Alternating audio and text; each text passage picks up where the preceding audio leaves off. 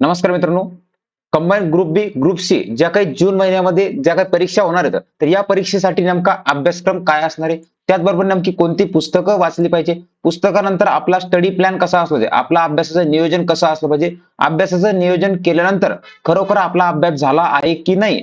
हे तपासण्यासाठी आपण काय केलं पाहिजे? या अशा तुमच्या मनामध्ये असणाऱ्या संपूर्ण प्रश्नांचे उत्तरं या व्हिडिओमध्ये मिळणार आहे. त्यामुळे हा व्हिडिओ शेवटपर्यंत नक्की बघा. नवीन विद्यार्थ्यांसाठी हा व्हिडिओ अत्यंत महत्त्वपूर्ण ठरणार आहे. जे जुन्याने तयारी करतात त्यांच्यासाठी सुद्धा हा व्हिडिओ काय दिशादर्शक ठरणार आहे.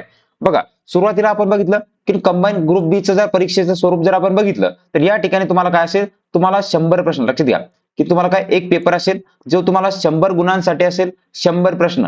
वेळ असेल तुम्हाला यासाठी 1 तास. 1 तासामध्ये तुम्हाला 100 प्रश्न सोडवायचे आणि संपूर्ण प्रश्न कसे आहेत? वस्तुनिष्ठ बहुपर्याय म्हणजे काय एमसीक्यू स्वरूपाचा तुम्हाला काय परीक्षेचा हे असेल, पेपर असेल, ज्याची काठिण्य पातळी जर बघितली तर पदवीपर्यंतचे तुम्हाला काय याच्यामध्ये प्रश्न विचारले जातील. पेपर तुम्हाला मराठी भाषेमध्ये सुद्धा उपलब्ध असेल, इंग्रजी भाषेमध्ये सुद्धा काय हे क्वेश्चन तुम्हाला उपलब्ध असतील. नकारात्मक पद्धतीसाठी तुम्हाला काय 0.25 ची गुणदान पद्धती लागू असणार आहे. हे झालं याचं स्वरूप. बघा, तर कंबाईन ग्रुप बी ची आणि सी च्या दृष्टिकोनातून आपली भारतीय अर्थव्यवस्थेची संपूर्ण लाईव्ह प्लस रेकॉर्ड स्वरूपाची बॅच सुरू झाली. ₹499 त्रिशा फाउंडेशन या ॲपवर बॅच सुरू झालेली आहे. बघा, बॅचची वैशिष्ट्य म्हणजे बेसिक टू ॲडव्हान्स स्वरूपाची टप्प्याटप्प्याने अभ्यासक्रमाची रचना आहे. बदलत्या पॅटर्ननुसार शिकवणी, त्याचबरोबर संपूर्ण संकल्पना, जे काही तथ्यात्मक, जे काही फॅक्च्युअल डाटा आहे, त्यानंतर एमसीक्यू वस्तुनिष्ठ प्रश्नांची तयारी सुद्धा याच्यामध्ये होणार आहे. लाईव्ह प्लस रेकॉर्ड स्वरूपात लेक्चर असतील, PDF note, test series, PYQ हे संपूर्ण विश्लेषणासहित मिळणार आहे. बघा, आता अभ्यासक्रम काय? बघा, बी आणि सी च्या ज्या काही परीक्षा आहेत, या दोन्ही परीक्षेचा नेमका अभ्यासक्रम काय आहे? तर आपण जर बघितलं की जे काही 100 प्रश्न विचारातील, तर 100 प्रश्नाची विभागणी कशा प्रकारे? इथं तुम्हाला इतिहास जो विषय बघा, इतिहासावर तुम्हाला 10 प्रश्न विचारतील. त्यानंतर तुमचा भूगोल आहे, भूगोलावर तुम्हाला 10 प्रश्न असतात. त्यानंतर अर्थशास्त्र जे आहे, तर अर्थशास्त्रावर तुम्हाला 15 प्रश्न विचारले जातील. त्यानंतर चालू घडामोडी तुम्हाला 15 प्रश्न, त्यानंतर राज्यशास्त्रावर 15 प्रश्न असतील. त्यानंतर तुमचा जो काही राहिलेला तुमचा विषय विज्ञानावर 15 प्रश्न, त्यानंतर गणित बुद्धिमत्ता या दोन्ही मिळून तुम्हाला काय 20 प्रश्न तुम्हाला काय येतील परीक्षेमध्ये विचारले जातील. हे परीक्षेचं स्वरूप आहे. या दृष्टिकोनात आपण अभ्यासक्रम लक्षात ठेवायचा आहे. पहिलं आहे की इतिहासामध्ये अभ्यासक्रम काय? आधुनिक भारताचा इतिहास. तुम्हाला काय करायचंय? आधुनिक भारताचा इतिहासाचा अभ्यास करायचा आहे. त्यानंतर विशेषतः लक्ष द्या, विशेषतः या ठिकाणी काय करायचंय? महाराष्ट्राचा इतिहासाचा सुद्धा तुम्हाला काय करायचंय? अभ्यास करायचा आहे. हा झाला तुम्हाला इतिहासासाठी. यासाठी काय करायचंय? पुढच्या याच्यामध्ये आपण इथं बघणार आहोत. बघा, त्यानंतर भूगोल आहे.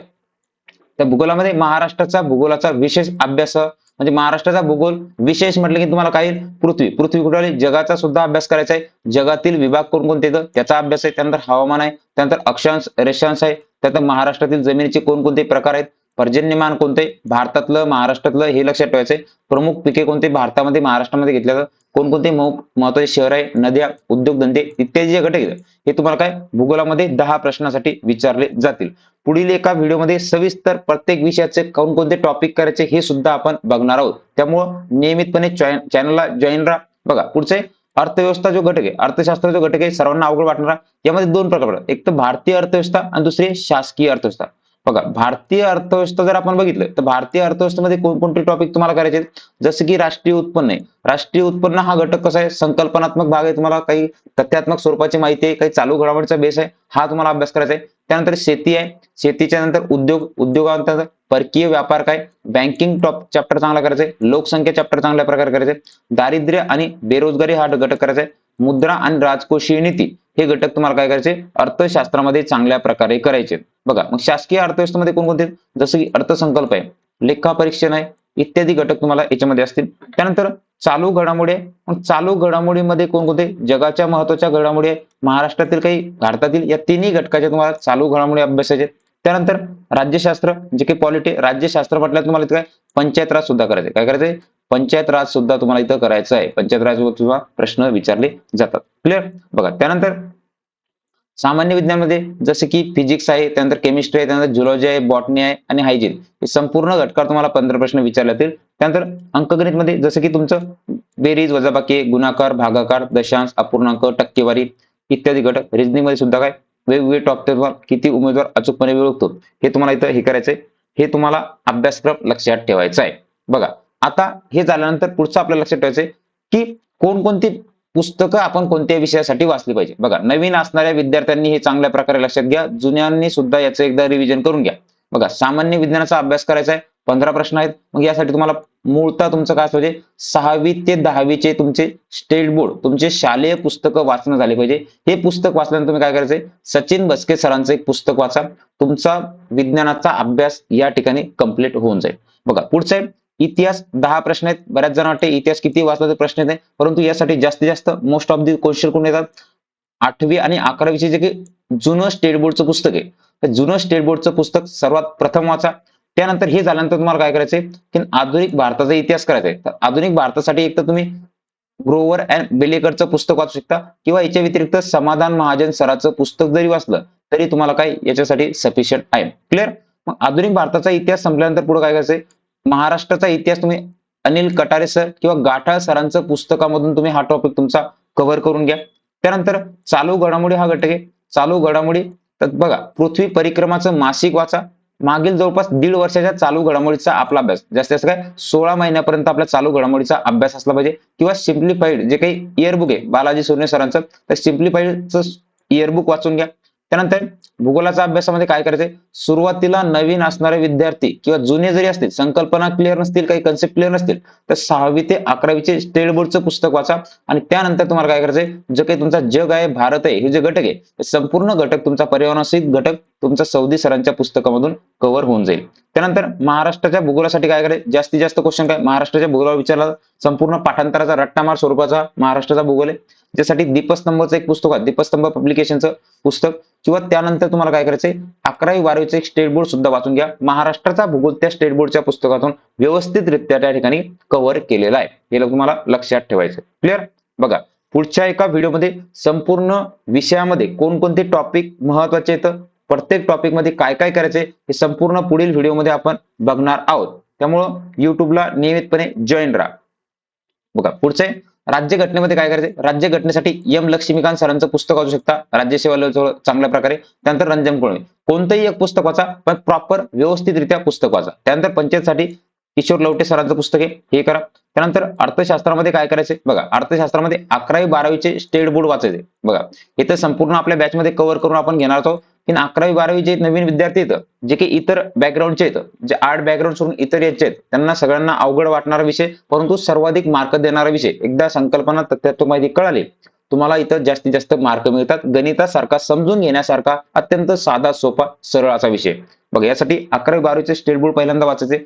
त्यानंतर एक तर रंजन कोळंबे सरांचं पुस्तक वाचा, किंवा देसले सरांचा भाग 1 भाग 2 मधील जे काही योजना आहेत, बघा, योजनांवर प्रश्न विचारतात, तर योजना हा टॉपिक तुम्हाला चांगल्या प्रकारे करायचा आहे. बॅच मध्ये संपूर्ण टॉपिक हे कव्हर केले जातील. किंवा आपली जे काही दिशा फाउंडेशन नोट्स आहे, हे जरी वाचली, तुम्हाला इतर कोणती गोष्ट वाचायची गरज नाही. त्यासोबत तुम्हाला हे संपलं. त्यानंतर पुस्तकानंतर तुम्हाला गणित बुद्धिमत्तेसाठी सचिन ढवळे सरांचे पुस्तक हे करा, हे तुम्हाला लक्षात ठेवायचे.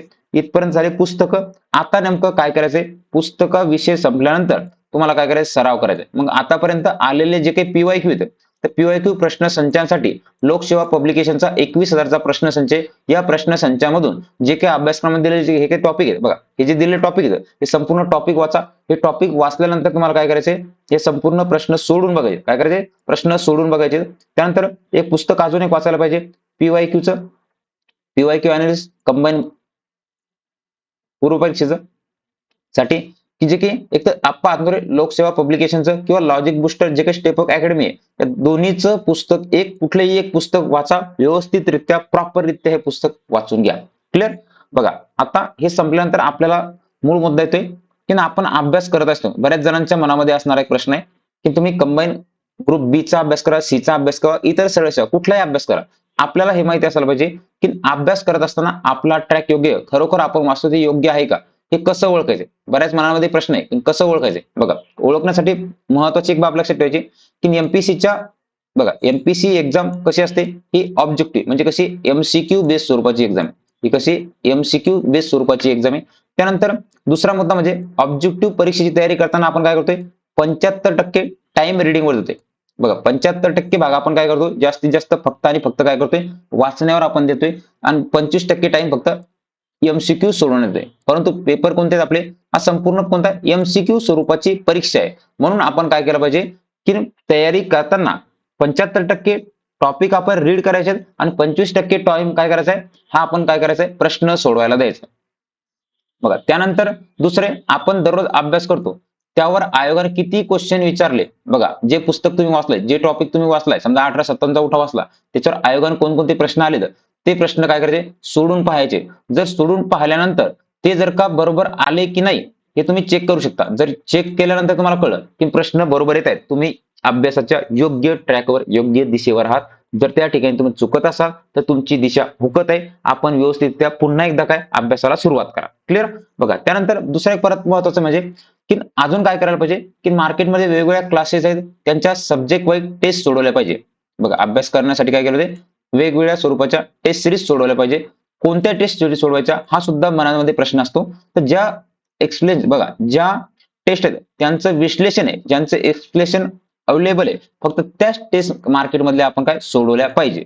त्यानंतर दुसरा मुद्दा, की सब्जेक्ट वाईज टेस्टमध्ये कोणता स्टेट बोर्डचा कंटेंट कव्हर केलेला असतो. बघा ज्या काही विषयानुसार ज्या स्टेट असतात, टेस्ट सिरीज असतात, याच्यामध्ये कंटेंट तुमचा स्टेट बोर्ड मधला कव्हर केला असतो. त्यामुळे जो काही पार्ट आहे, जे स्टेट बोर्ड मधून येणारे प्रश्न येतात हे तुमचे काही या ठिकाणी परफेक्ट होतात. म्हणजे काय, स्टेट बोर्ड वाचल्यानंतर रिव्हिजनसाठी अत्यंत सोपा याचा फायदा आहे. बघा त्यानंतर एमसीक्यूच्या एक्झामसाठी काय केलं पाहिजे, एमसीक्यूची आपण जास्तीत जास्त प्रॅक्टिस करणं गरजेचं आहे. बघा जास्तीत जास्त काय करायचंय, प्रॅक्टिस करणं गरजेचं आहे. याद्वारे आपण अभ्यास ट्रॅकवर आहे का नाही हे समजण्यासाठी अत्यंत मदत होते. म्हणजे मित्रांनो लक्षात घ्या की तुम्ही जास्तीत जास्त काय करा, एमसीक्यू सोडून बघणं गरजेचं आहे. त्यामुळे तुमची काय जास्तीत जास्त रिव्हिजन होते.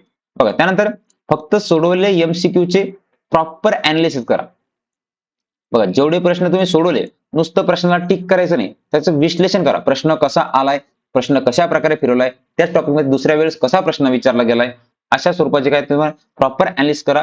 जर एखादा प्रश्न चुकला, एखादा चुकत असेल तर तो बघा प्रेडिक्शन परत एकदा बुकमध्ये प्रॉपर काय करा, प्रेडिक्शन कशा प्रकारे येत आहे काय हे बुकमधून व्यवस्थित वाचून घ्या, हे लक्षात ठेवायचंय. त्यानंतर एमसीक्यू वरून बघा, एमसीक्यू बुकमधून टॉपिक परफेक्ट केल्यास ऍक्टिव्ह स्टडी होतो, 100% ऍक्टिव्ह स्टडी होतो. बघा एमसीक्यू बुक जे येतं की आपण वाचतोय, वाचल्यानंतर खरोखर आपल्याला कितपत प्रश्न लक्षात राहतात, त्यासाठी तेव्हा जर आपण त्या ठिकाणाहून जर अभ्यास केला तर आपला अभ्यास परफेक्ट 100% होतो आणि त्या ठिकाणी आपला काय ऍक्टिव्ह 100% स्टडी होतो. म्हणजेच तुम्ही काय अभ्यासाच्या योग्य वळणावर आहात, अभ्यासाच्या योग्य ट्रॅकवर आहात.